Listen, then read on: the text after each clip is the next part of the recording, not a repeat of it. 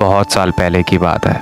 मेरा एक आलीशान महल हुआ करता था जिसमें बस मेरा ही राज चलता था। एक दिन उस महल के बाहर कहीं दूर से एक शहजादी आ गई और मुझसे महल में दाखिल होने की फरियाद करने लगी।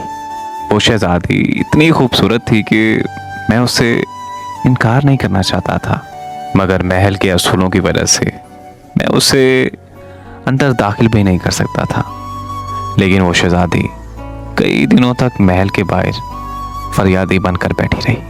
फिर मैंने शहजादी से कहा, अगर वो महल के अंदर आना चाहती है तो उसे महल के असूलों की पासदारी करनी होगी। इस महल के अंदर दाखिल नहीं हो सकती, इसीलिए उसे मुझसे शादी करनी होगी ताकि वो महल के अंदर आ सके।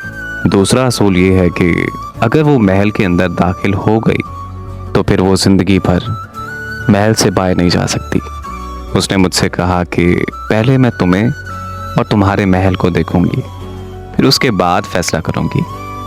उसकी खूबसूरती और ज़िद के आगे मुझे अपने महल के असूलों को तोड़ना पड़ा और मैंने उसे महल में आने की इजाज़त दे दी। और उस शहजादी ने महल के अंदर रहते हुए उस महल की बहुत अच्छे तरीके से देखभाल की। उसकी वजह से महल चांद से भी ज़्यादा चमकने लगा। कुछ दिनों बाद मैंने शहजादी से बात की कि अगर उसे मैं और मेरा महल पसंद आ गए हैं तो वो महल के असूलों की पासदारी के लिए मुझसे शादी कर ले। लेकिन उस शहजादी ने कहा कि मुझे अभी कुछ और वक्त चाहिए। वक्त गुजरता गया और शहजादी वक्त मांगती रही। आसपास के लोगों में तरह तरह की बातें होने लगीं। फिर एक दिन बात मेरी इज्जत पर आ गई। तब मैंने उस शहजादी से कहा कि या तो वो मुझसे शादी कर ले या तो फिर इस महल से चली जाए।